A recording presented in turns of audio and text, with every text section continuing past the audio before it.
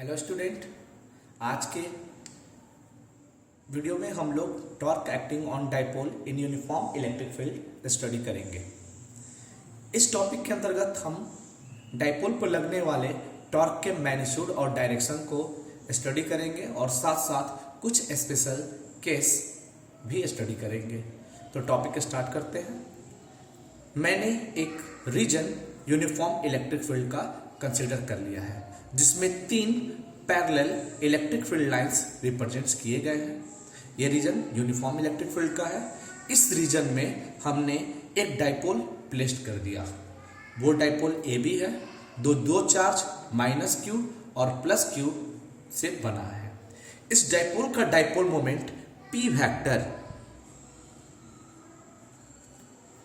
Negative to positive होगा और ये p vector electric field E vector के डायरेक्शन से थीटा एंगल सब्सटेंड कर रहा है। तो अब डाइपोल के इंडिविजुअल चार्जेस पर इलेक्ट्रिक फोर्स वर्क करेंगे। जब किसी चार्ज पार्टिकल को इलेक्ट्रिक फील्ड में प्लेस्ड करते हैं तो उस चार्ज पार्टिकल पर फोर्स लगता है। अगर चार्ज निगेटिव होगा तो जो फोर्स लगेगा वह इलेक्ट्रिक फील्ड के डायरेक्शन के अपोजिट लगेगा। तो यहाँ निगेटिव चार्ज ए पॉइंट पर है तो इस डाइपोल के निगेटिव चार्ज पर फोर्स इलेक्ट्रिक फील्ड के डायरेक्शन के अपोजिट लगेगा और इस पॉजिटिव चार्ज पर फोर्स इलेक्ट्रिक फील्ड के डायरेक्शन के अलोंग होगा, क्योंकि पॉजिटिव चार्ज पर इलेक्ट्रिक फोर्स इलेक्ट्रिक फील्ड के डायरेक्शन के अलोंग होता है। अब ये दोनों फोर्स का मैग्नीट्यूड इक्वल होगा। मैग्नीट्यूड इक्वल होने का कारण चार्ज इक्वल मैग्नीट्यूड से बने हुए हैं और इलेक्ट्रिक फील्ड यूनिफॉर्म है, तो लगने वाला फोर्स Q इंटू ई के बराबर होगा। तो जो फोर्स होगा उसका मैग्नीट्यूड Q इंटू ई वेक्टर के मॉड के इक्वल होगा, जिसको हम लोग Q इंटू ई लिख सकते हैं। अब हम लोग electric dipole moment P vector consider कर लिया है, इस डाइपोल का है। तो electric dipole moment P vector के मैग्नीट्यूड को कैलकुलेट करें तो वह charge either charge and product of their dipole length AB, और डाइपोल लेंथ AB को हमने 2a कंसिडर कर लिया। तो डाइपोल लेंथ AB 2a है, तो यहाँ Q into 2a P vector के मैग्नीट्यूड को रिप्रेजेंट करेगा। अब 11th क्लास में हम लोगों ने पढ़ रखा है, जब किसी बॉडी पर 2 इक्वल फोर्स अपोजिट डायरेक्शन में वर्क करते हैं तो वो फोर्स कपल ऑफ फोर्स कहलाता है। तो यहाँ डाइपोल पे भी दोनों फोर्स इक्वल मैग्नीट्यूड के हैं और डायरेक्शन अपोजिट है, तो ये फोर्स कपल ऑफ फोर्स कहलाएगा। और हम लोगों ने यह भी पढ़ रखा है कि कपल ऑफ फोर्स के वजह से किसी बॉडी पर टॉर्क लगता है। तो यहाँ पर भी कपल ऑफ फोर्स है, तो यहाँ डाइपोल पे भी इन फोर्सेस की वजह से टॉर्क लगेगा और टॉर्क इस डायरेक्शन में लगेगा कि वो इलेक्ट्रिक फील्ड के डायरेक्शन में उस डाइपोल को लाकर अलाइन कर दे। अब हम लोग सबसे पहले लगे हुए टॉर्क के रिजल्ट्स को कैलकुलेट करते हैं। तो किसी बॉडी पर जो टॉर्क लगता है उस टॉर्क का फॉर्मूला होता है, टाउ से रिप्रेजेंट करते हैं either force into perpendicular distance between both forces. दोनों फोर्स के बीच का परपेंडिकुलर डिस्टेंस होगा। तो इसी फॉर्मूला को यूज करके हम लोग टॉर्क कैलकुलेट करते हैं। तो आइदर फोर्स के रूप में यहाँ पर फोर्स Q इंटू ई हो जाएगा और परपेंडिकुलर डिस्टेंस, जो परपेंडिकुलर डिस्टेंस होगा वो इन दोनों फोर्स के बीच लाइज करेगा। तो परपेंडिकुलर डिस्टेंस लाने के लिए ए वाले पोजीशन पर लगे हुए फोर्स को पीछे की ओर प्रोड्यूस करेंगे और बी पॉइंट से एक परपेंडिकुलर ड्रॉन करेंगे जो इन पॉइंट पर इन दोनों ड्रॉप पॉइंट को इंटरसेक्ट करेगा।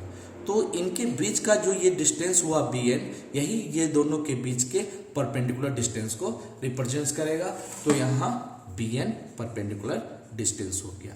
अब इस टॉपिक को डिटेल में नोट्स के रूप में स्टडी करते हैं। तो अब हम इसको नोट्स में देखते हैं।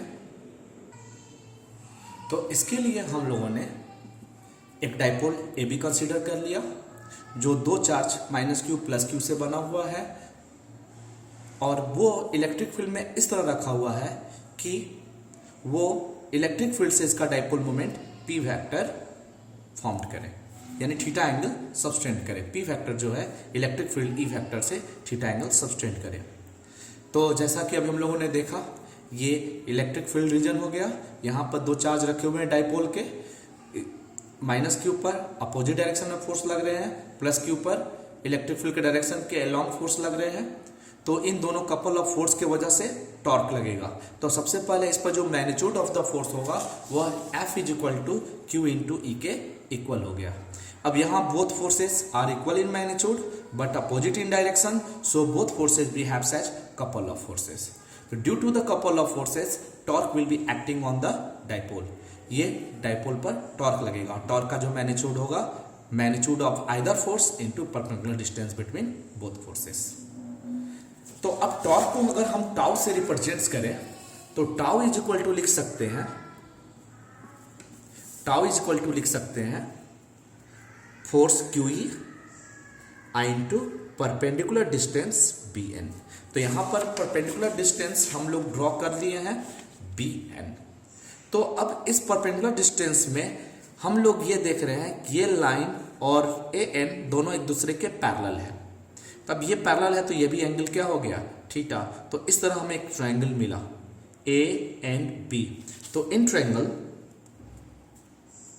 ANB we calculate sin theta। तो sin theta becomes equal to perpendicular BN upon hypotenuse AB 2A। so BN is equal to 2A sin theta। अब इस BN के वैल्यू को प्लेस करते हैं। तो BN का जो वैल्यू हो गया QE × 2A sin theta। अगर हम इसको Q और 2A को साथ में रख दें तो ये इलेक्ट्रिक डाइपोल मोमेंट के बराबर हो जाएगा। तो ये हो गया PE sin थीटा। तो टाउ का जो वैल्यू हुआ वो PE sin थीटा हुआ। इसको हम लोग मैग्नीट्यूड के फॉर्म में लिख सकते हैं, tau vector mod = PE mod E vector mod into sine theta. अब यहां पर ये देखिए, ये जो वेक्टर फॉर्म जो है वो क्रॉस प्रोडक्ट को रिप्रेजेंट कर रहा है। तो वेक्टर फॉर्म में टाउ वेक्टर = लिख सकते हैं P vector cross E vector. तो अब इसका ये तो मैग्नीट्यूड रिप्रेजेंट किया और इससे हम लोग डायरेक्शन प्राप्त करेंगे। तो the direction of tau vector can be determined with the help of right hand screw rule। तो राइट हैंड स्क्रू रूल से इसके डायरेक्शन को डिटरमाइन करेंगे। तो हमारे दिए हुए फिगर के आधार पर डायरेक्शन को देखते हैं कैसे होता है। अब हम इस फिगर में देख सकते हैं कि जो P वेक्टर का डायरेक्शन है, P वेक्टर वो माइनस से प्लस की ओर है, E वेक्टर राइट साइड की ओर है। तो ऐसी स्थिति में हम लोग P वेक्टर, ये ब्लू पेन P वेक्टर को रिप्रेजेंट करता है, रेड पेन P वेक्टर को, और ब्लैक पेन E वेक्टर को रिप्रेजेंट करता है। तो इनके बीच में एंगल थीटा हो गया। तो स्क्रू रूल यूज करने के लिए हम लोग इन दोनों वेक्टर का जो इंटरसेक्शन पॉइंट होगा, कॉमन पॉइंट होगा, उस पर स्क्रू को रखेंगे। स्क्रू को रखने के बाद P को E की तरफ मूव करेंगे। जब P को E की तरफ मूव करेंगे तो स्क्रू का जो मूवमेंट है वो नीचे की ओर जाएगा, और वो भी इन दोनों के डायरेक्शन के क्या होगा, परपेंडिकुलर होगा। तो स्क्रू का जो मूवमेंट है इनवर्ड हो गया।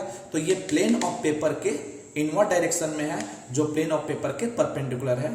तो इस तरह कर सकते हैं कि इस फिगर का अगर डाइपोल को इस तरह इलेक्ट्रिक फील्ड वाले रीजन में रखें तो वैसी स्थिति में जो टॉर्क लगेगा वो प्लेन ऑफ पेपर के परपेंडिकुलर और इनवर्ड डायरेक्शन में वर्क करेगा।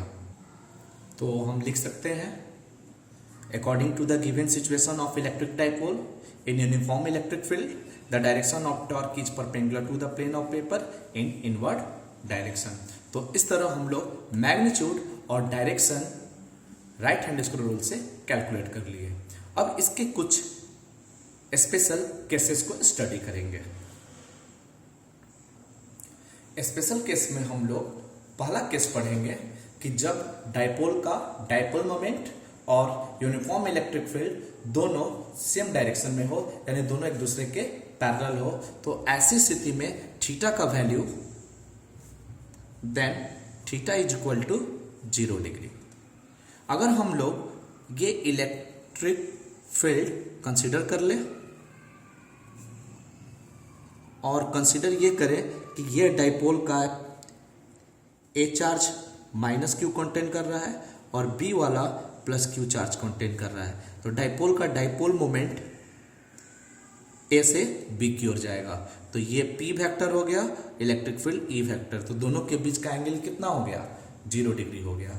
तो ऐसी स्थिति में जो मैग्नीट्यूड ऑफ टॉर्क होगा तो tau is equal to P E sine 0 degree लिख सकते हैं। तो टॉर्क का वैल्यू हो गया P इंटू साइन 0 0 हो गया, तो नेट रिजल्ट 0 हो गया। तो हेंस नो टॉर्क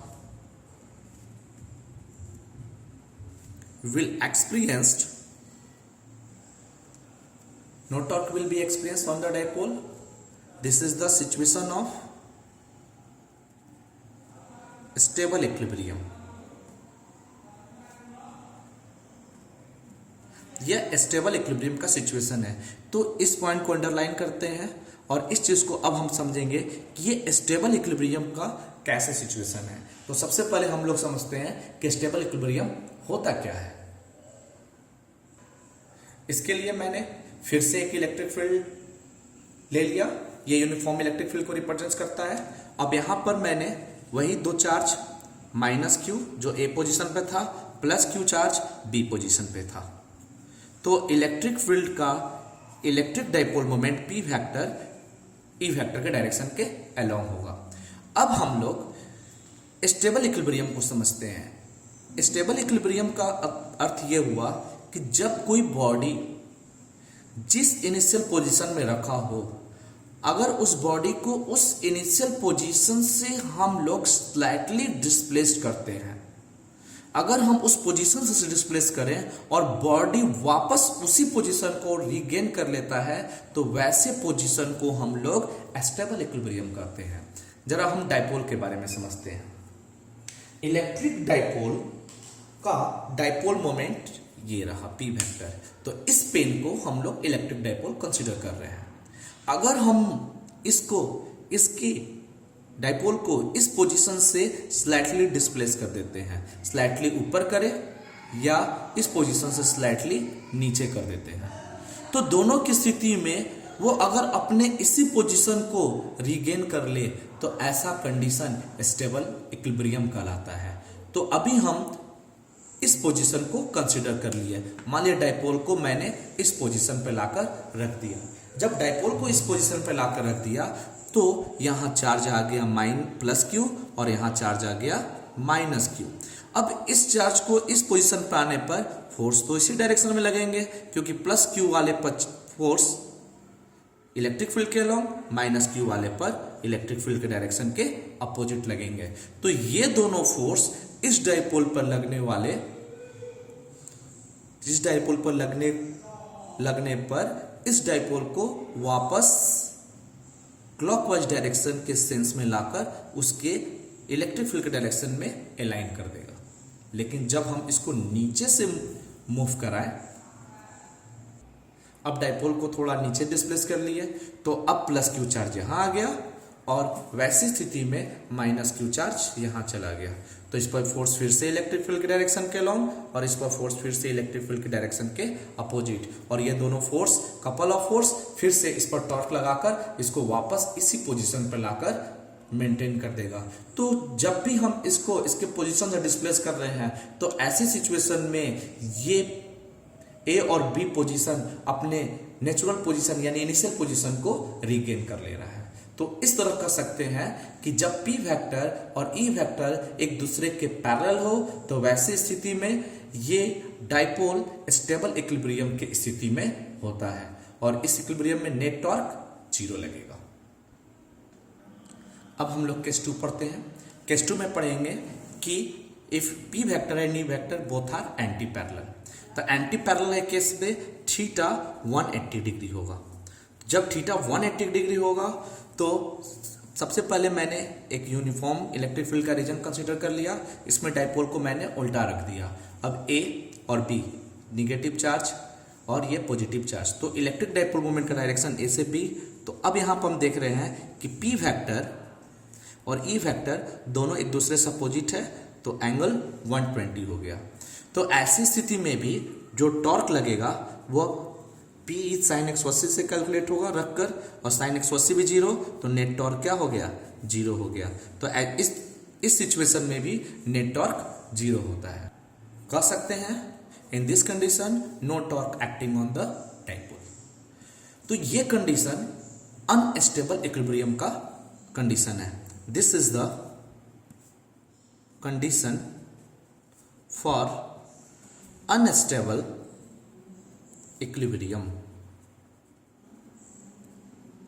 ये अनस्टेबल इक्विलिब्रियम। तो अब अनस्टेबल इक्विलिब्रियम को डिटेल में समझते हैं।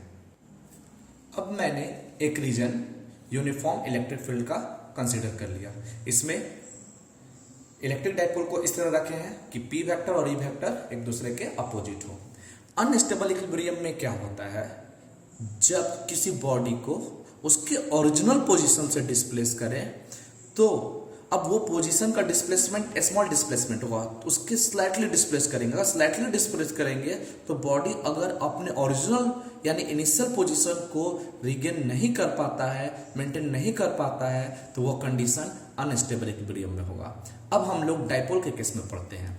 देखिए, अगर हम डाइपोल को इस पेन के फॉर्म में कंसिडर कर लिए, मान लीजिए इस एंड पर माइनस क्यू चार्ज है, इस एंड पर प्लस क्यू चार्ज है। अब इस डाइपोल को हम स्लाइटली ऊपर की ओर मूव किए। अगर डाइपोल को स्लाइटली ऊपर की ओर मूव करेंगे तो मान लीजिए चार्ज माइनस क्यू यहाँ आया और प्लस क्यू यहाँ चला गया। तो ऐसे सिचुएशन में जो फोर्स लगेगा, तो माइनस क्यू पर जो फोर्स लगता है वो इलेक्ट्रिक फील्ड के डायरेक्शन के अपोजिट, तो इस चार्ज पर लगने वाला फोर्स इलेक्ट्रिक फील्ड के डायरेक्शन के अपोजिट वर्क करेगा, और इस पॉजिटिव चार्ज पर लगने वाला फोर्स इलेक्ट्रिक फील्ड के डायरेक्शन के अलोंग लगेगा। तो ये प्लस क्यू था और ये चार्ज माइनस क्यू था और ये डाइपोल हो गया। अब आप देख सकते हैं इस पर लगा हुआ फोर्स एक दूसरे के डायरेक्शन का अपोजिट है, तो ऐसे सिचुएशन में डाइपोल का जो मूवमेंट होगा वो इस डायरेक्शन में होगा, और डाइपोल जब इस डायरेक्शन में मूव करेगा तो ये हमेशा चाहेगा कि वो इलेक्ट्रिक फील्ड के डायरेक्शन के अलोंग आकर रुक जाए। तो ऐसी स्थिति में वो तब तक मूव करेगा जब तक कि वो इलेक्ट्रिक फील्ड के डायरेक्शन में ना आ जाता हो। तो ऐसी स्थिति में डाइपोल इस डायरेक्शन में चला गया, तो अब प्लस क्यू यहाँ आ गया, माइनस क्यू इधर चला गया। तो अब प्लस क्यू और माइनस क्यू का पोजीशन चेंज कर गया, प्लस क्यू इधर आ गया, माइनस क्यू इधर चला गया। तो अब कह सकते हैं क्या ये अपने इनिशियल पोजीशन पर है? नहीं, पहले क्या था, इस पेन का हेड बी की तरफ था, लेकिन जब मैंने इसको स्लाइटली डिस्प्लेस किया तो इसका अब पोजीशन इस टाइप में, यानी इसका जो पेन का हेड है इलेक्ट्रिक फील्ड के अलोंग आ गया। तो इसका मतलब ये डाइपोल जो है अब अपने इनिशियल पोजीशन पे नहीं रहा।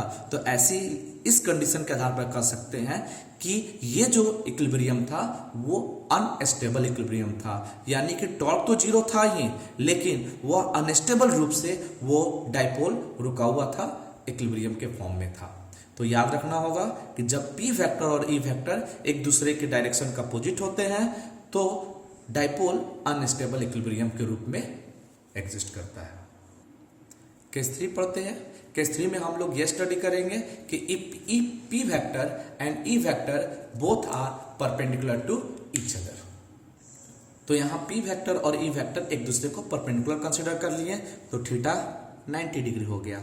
तो लगने वाला जो टॉर्क होगा वो पी साइन 90 होगा, और पी साइन 90 वैल्यू 1 हुआ तो टॉर्क का वैल्यू पी के बराबर हो गया। ये मैक्सिमम टॉर्क हो गया।